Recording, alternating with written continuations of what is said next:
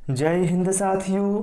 मैं पारस सर आप सभी का स्वागत करता हूं पारस फ्री एजुकेशन में। साथियों, आज मैं पर्यावरण अध्ययन के ऑन टॉप 20 क्वेश्चनों को लेकर आया हूं, जिन्हें यदि आप पढ़ते हैं तो यहां से आपको एग्जाम में प्रश्न देखने को अवश्य मिलेंगे। इसलिए आप सभी से रिक्वेस्ट है, वीडियो कंप्लीट देखें और आप 20 में से कितने प्रश्नों के सही जवाब दे पाते हैं वो भी आप हमें कमेंट करके अवश्य बताना। तो चलिए बिना समय गवाए शुरू करते हैं प्रश्न क्रमांक 1 से। यहाँ पर कहा गया है, पौधे पानी का अवशोषण मूल रोम के द्वारा करते हैं, इस क्रिया को क्या कहा जाता है? ऑप्शन ए श्वसन, ऑप्शन बी वाष्प उत्सर्जन, ऑप्शन सी परासरण। तो साथियों, यहाँ पर जो करेक्ट आंसर है वो ऑप्शन सी के साथ जाएगा। देखिए साथियों, जो पौधे होते हैं साथियों वो मूल रोम के द्वारा पानी का अवशोषण करते हैं, इसी क्रिया को साथियों परासरण कहा जाता है। ठीक है, चलिए प्रश्न क्रमांक 2 पर आते हैं। सबसे मुलायम कोयला कौन सा है?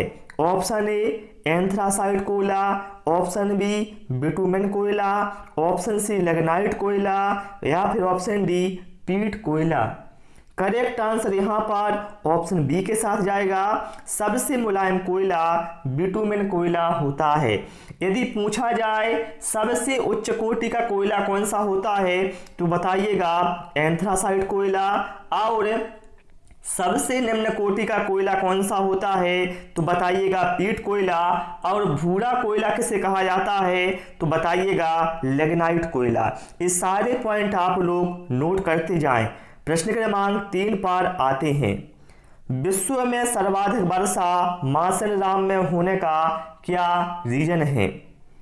वहाँ सदा उच्च दाब बना रहना, वहाँ सदा निम्न दाब बना रहना, वहाँ की पहाड़ियों का कीपाकार आकृति में होना, या फिर वहाँ काफी सघन वनस्पति का पाया जाना। साथियों, यहाँ पर जो करेक्ट आंसर हमारा वो ऑप्शन सी के साथ चला जाएगा। देखिए साथियों, विश्व में जो सर्वाधिक वर्षा है वह मेघालय के मानसरोवर में होती है। और क्यों होती है?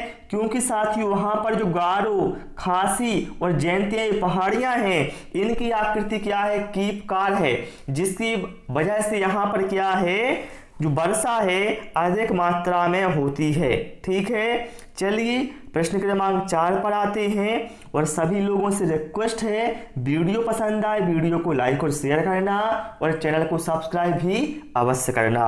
किस दर्रे से होकर श्रीनगर से लेह जाने का रास्ता है? ऑप्शन ए बुर्जल दर्रा, ऑप्शन बी जोजिला दर्रा, ऑप्शन सी थालघाट दर्रा या फिर ऑप्शन डी पालघाट दर्रा। करेक्ट आंसर यहाँ पर ऑप्शन बी के साथ जाएगा। साथियों, श्रीनगर से लेह जाने का जो रास्ता है वो जोजिला दर्रे से है। ठीक है, ये दर्रा है कहाँ पर तो भैया ये दर्रा है जम्मू कश्मीर में। ठीक है, प्रश्न क्रमांक 5 पर आते हैं। हाइड्रोपोनिक्स किससे संबंधित है? ऑप्शन ए बिना मृदा के पौधों की वृद्धि, ऑप्शन बी बिना जल के पौधों की वृद्धि, ऑप्शन सी बिना वायु के पौधों की वृद्धि या फिर ऑप्शन डी इनमें से कोई नहीं। करेक्ट आंसर ऑप्शन ए के साथ जाएगा। बिना मृदा के पौधों को उगाना ये हाइड्रोपोनिक्स के अंतर्गत आता है साथियों। ठीक है, इसमें पौधों को वही कंडीशन दी जाती हैं जो कि उसे मृदा में मिलती हैं। ठीक है, करेक्ट आंसर ऑप्शन ए के साथ चला जाएगा। प्रश्न क्रमांक 6 पर आते हैं। कौन सा जीव पक्षी वर्ग में नहीं आता? ऑप्शन ए तोता, ऑप्शन बी कौआ, ऑप्शन सी चील या फिर ऑप्शन डी चमगादड़। करेक्ट आंसर यहाँ पर ऑप्शन डी के साथ जाएगा। जो चमगादड़ है साथियों यह पक्षी वर्ग में नहीं आता। क्यों नहीं आता साथियों? क्योंकि चमगादड़ के अंदर साथियों ऐसे गुण पाए जाते हैं जो कि पक्षियों के अंतर्गत नहीं आते।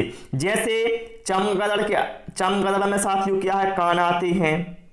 ठीक है, क्या है? चमगादड़ में कान होते हैं और चमगादड़ के मुंह में क्या है? दांत भी होते हैं, जो कि पक्षियों की विशेषता नहीं है।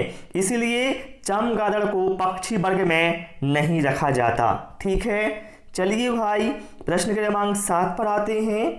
रेशम का उत्पादन किसके अंतर्गत किससे किया जाता है? रेशम कीट के लार्वा से, ऑप्शन बी रेशम कीट के प्यूपा से, ऑप्शन सी रेशम कीट के अंडे से, या फिर ऑप्शन डी शहतूत वृक्ष की पत्ती से। करेक्ट आंसर ऑप्शन ए के साथ जाएगा।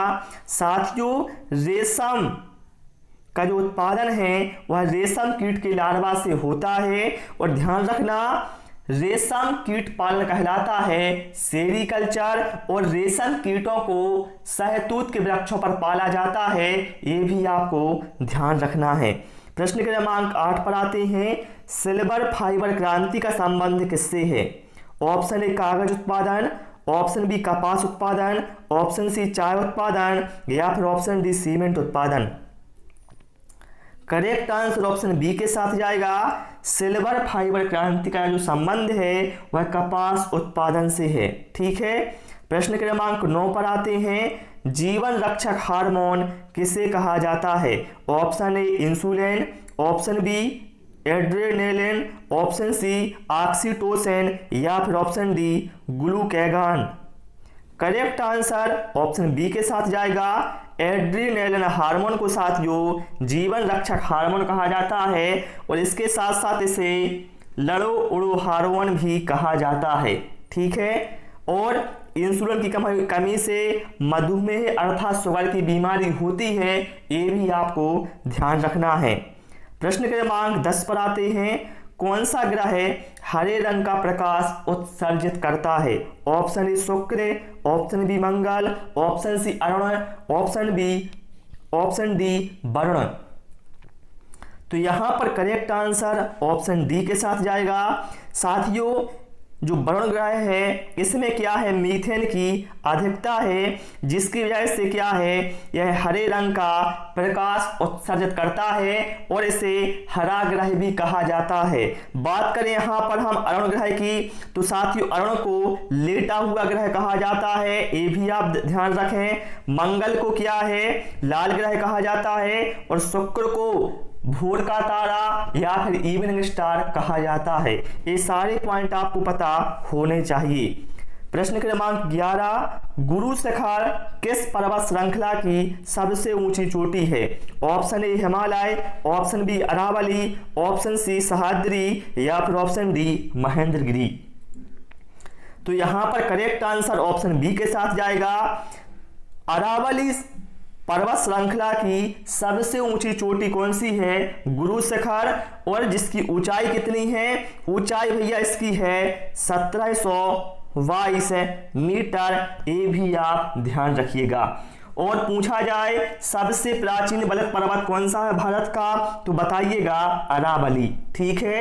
चलिए भाई इसके बाद प्रश्न क्रमांक 12 पर आते हैं। सबसे तेजी से दौड़ने वाला पक्षी कौन सा है? ऑप्शन ए गुंजन पक्षी, ऑप्शन बी फाख्ता पक्षी, ऑप्शन सी मोर, या फिर option D ostrich. Correct answer यहां पर ऑप्शन डी के साथ जाएगा। ऑस्ट्रिच, जिसे हम हिंदी में शुतुरमुर्ग मुर्गे के नाम से जानते हैं, यह सबसे तेजी से दौड़ने वाला पक्षी होता है। यदि पूछा जाए पानी के अंदर सबसे तेजी से दौड़ने वाला पक्षी कौन सा है, तो बताइएगा पेलिकन पक्षी। और पूछा जाए पीछे की ओर उड़ने वाला पक्षी कौन सा होता है, तो बताइएगा गुंजन पक्षी। ठीक है। चलिए प्रश्न क्रमांक 13 पर आते हैं। डीडीटी का उपयोग किसके रूप में किया जाता है? ऑप्शन ए उर्वरक, ऑप्शन बी कीटनाशक, ऑप्शन सी दवा, या फिर ऑप्शन डी भोजन। साथियों यहां पर जो करेक्ट आंसर है वो ऑप्शन बी के साथ जाएगा। जो डीडीटी का साथियों उपयोग है पहले वह कीटनाशक के रूप में किया जाता था, लेकिन वर्तमान में से क्या है, प्रतिबंधित किया गया है, क्योंकि इससे क्या है, पर्यावरण को नुकसान हो रहा है। लेकिन आप ध्यान रखना डीडीटी का फुल फॉर्म में क्या होता है, कई बार एग्जाम में पूछा गया है, तो आपको ध्यान रखना है इसका फुल फॉर्म होता है डाइक्लोरो डाइफिनाइल ट्राइक्लोरो एथेन। ठीक है, चलिए प्रश्न क्रमांक 14 पर आते हैं। खाद्य श्रृंखला में प्राथमिक उपभोक्ता कौन होगा? ऑप्शन ए उल्लू, ऑप्शन बी बाघ, ऑप्शन सी टिड्डा, ऑप्शन डी सांप। साथियों हम सभी जानते हैं जो हमारे पेड़ पौधे होते हैं, क्या है, जो हरे पेड़ पौधे होते हैं ये क्या है भैया, ये होते हैं उत्पादक, ठीक है। और जो व्यक्ति या जो जीव जंतु इन पौधों पर निर्भर रहता है उन्हें हम कहते हैं उपभोक्ता, ठीक है। जैसे हम बात करें गाय हो गया, ठीक है, गाय क्या है, प्राथमिक उपभोक्ता है, बकरी प्राथमिक उपभोक्ता है, और साथ ही जो टिड्डा है ये भी प्राथमिक उपभोक्ता है, क्योंकि क्या है, घास पर निर्भर है, ठीक है। चलिए भाई, इसके बाद प्रश्न क्रमांक 15 पर आते हैं। पेट्रोलियम से प्राप्त होने वाला मोम क्या है? Option A jojoba, option B carnauba, option C paraffin, या फिर ऑप्शन डी इनमें से कोई नहीं। करेक्ट आंसर ऑप्शन सी के साथ जाएगा। पेट्रोलियम से प्राप्त होने वाला जो मोम है साथियों वह है पैराफिन, ठीक है। चलिए प्रश्न क्रमांक 16 पर आते हैं। हिमालय किस प्रकार के पहाड़ों का उदाहरण है? ऑप्शन ए पहाड़, ऑप्शन ए पठार, ऑप्शन बी खंड, ऑप्शन सी परत, या फिर ऑप्शन डी ज्वालामुखी। करेक्ट आंसर ऑप्शन सी के साथ जाएगा। जो साथियों हिमालय है यह एक परतदार पहाड़ों का एग्जाम्पल है। करेक्ट आंसर ऑप्शन सी के साथ चला जाएगा। पूछा जाए कि प्रकृति का सुरक्षा बाल्ब किसे कहा जाता है तो बताइएगा ज्वालामुखी को। प्रश्न क्रमांक 17। पालक के पत्तों में सर्वाधिक मात्रा में क्या पाया जाता है? Option A protein, option B iron, option C vitamin, या ऑप्शन डी वसा। करेक्ट आंसर ऑप्शन बी के साथ जाएगा। पालक के पत्तों में साथियों सर्वाधिक मात्रा में आयरन अर्थात लोहा पाया जाता है, ठीक है। इसलिए साथियों जब हमारे बॉडी में खून की कमी हो जाती है तो डॉक्टर क्या है, डॉक्टर हमें पालक खाने को कहता है जिससे आयरन की कमी को पूरा किया जा सके, ठीक है। चलिए प्रश्न क्रमांक 18 पर आते हैं। भारत में पल्स पोलियो प्रतिरक्षण कार्यक्रम कब शुरू किया गया? ऑप्शन ए 1995 में, ऑप्शन बी वर्ष 2000 में, ऑप्शन सी वर्ष 2014 में, या फिर ऑप्शन डी वर्ष 2018 में।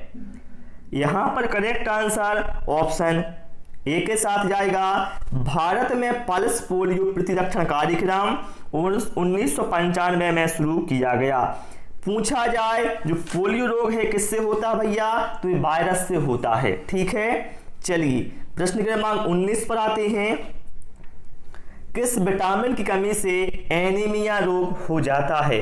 Option A vitamin B2, option B vitamin B12, option C vitamin B7, या फिर ऑप्शन डी विटामिन B1।